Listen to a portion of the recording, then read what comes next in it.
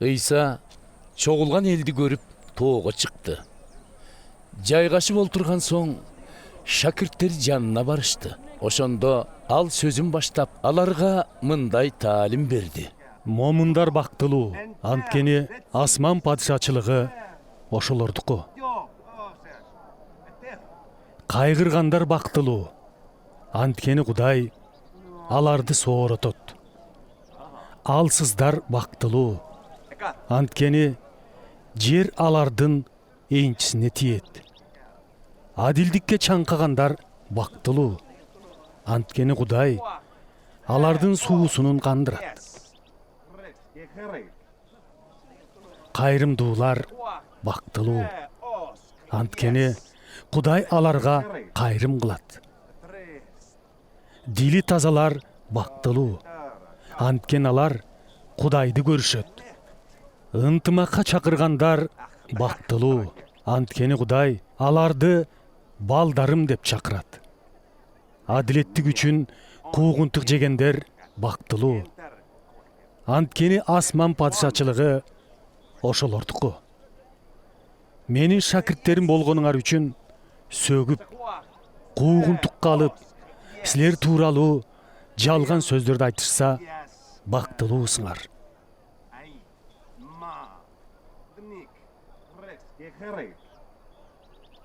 Кубангыла, шаттангыла, анткени силерди асманда чоң сыйлык күтүп турат.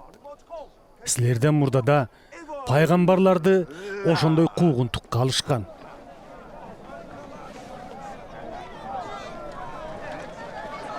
Силер жердин тузусуңар. Эгер туз даамын жоготсо, аны кантип калыбына келтиресиң? Ал эч нерсеге жарабай калат. Сыртка алып чыгып, тепсендиге ыргытып гана жибериш керек. Силер бул дүйнөдөгүлөр үчүн жарыксыңар. Тоо башында турган шаарды эч ким жашыра албайт. Шамды жаккан соң, аны идиштин астына эмес, шамдалга коюшат да, ал үйдө отургандардын баарына жарыгын чачат. Анын сыңары силер да адамдарга жарыгыңарды чачкыла. Алар силердин жакшы иштериңерди көрүп, асмандагы атаңарды даңкташсын. Мени Тоорат мыйзамын же пайгамбарлар жазмаларын жокко чыгарганы келди деп ойлобогула. Мен аларды жокко чыгаруу үчүн эмес, аткаруу үчүн келдим. Силерге бир чындыкты айтып коеюн. Асман жердин жашоосу бүтмөйүн. Тоорат мыйзамындагы бардык нерселер аткарылмайын. Тоорат мыйзамынын тамгасы тургай, тамгасынын эң кичинекей сызыкчасы да жок болуп кетпейт. Ошондуктан кимде-ким Кудайдын ушул эң кичине осуяттарынын бирин жокко чыгарса жана адамдарды ошондой окутса, ал асман падышачылыгында эң кичине болот. Ал эми осуяттарды аткарып, башкаларды да ошого үйрөткөн адам асман падышачылыгында улуу болот. Силерге айтып коеюн. Эгерде фарисейлер менен дин мугалимдеринин адилдигинен силердики ашып түшпөсө, анда асман падышачылыгына кирбейсиңер. Байыркыларга киши өлтүрбө, жана ким киши өлтүрсө, сот алдында айыпталат деп айтылган сөздү силер уккансыңар.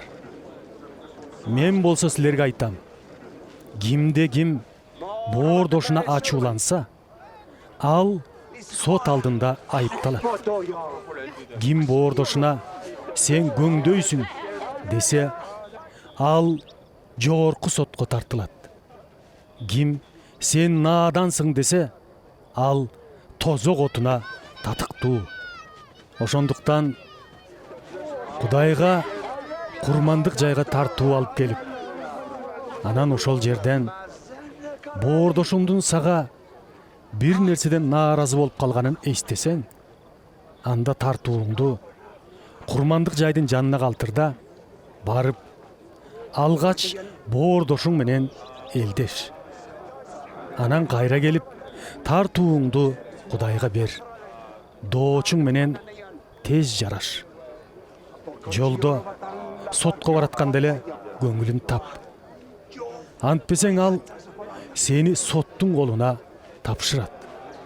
Сот болсо сакчыларга өткөрүп берип, зынданга каматат. Сага бир чындыкты айтып коеюн. Акыркы тыйыныңды бермейинче ал жактан чыкпайсың.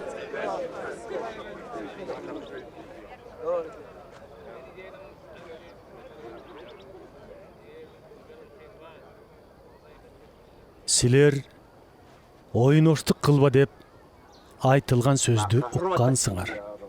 Мен силерге айтам. Кимде-ким башка бирөөнүн аялын арам ой менен карап койсо, ал оюнда аны менен ойноштук кылып койду.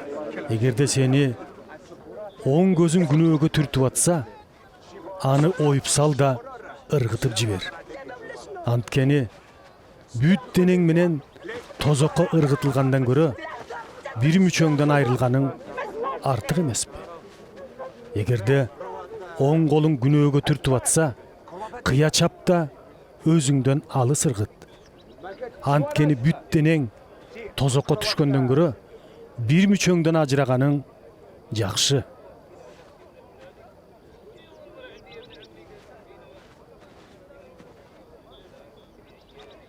Мурда кимде-ким аялын кое берсе, ага ажырашуу катын жазып берсин деп айтылган.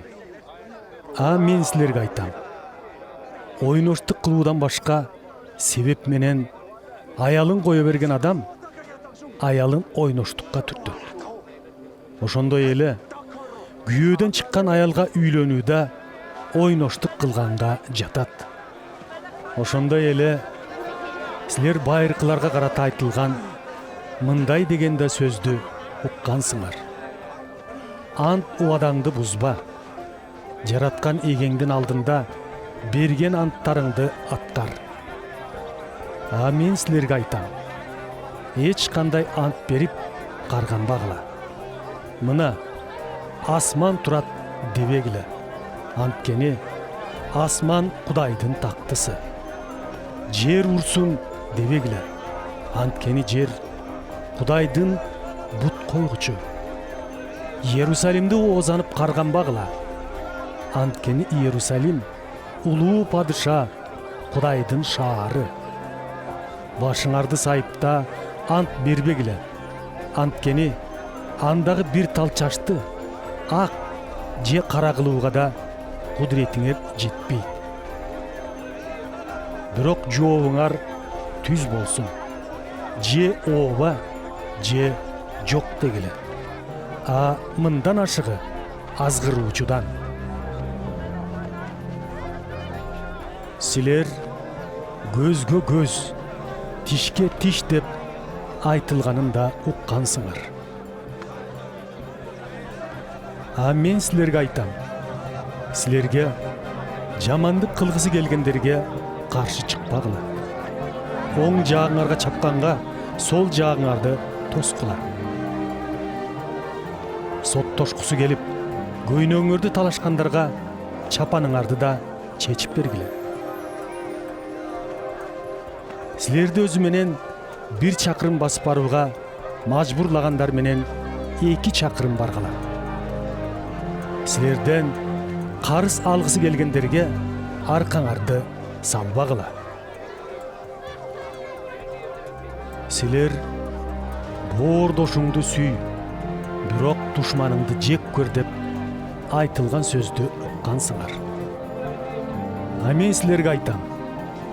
Душмандарыңарды сүйгүлө. Силерди куугунтуктагандар үчүн сыйын кыла. Ошондо асмандагы атаңардын уул кыздары болосуңар.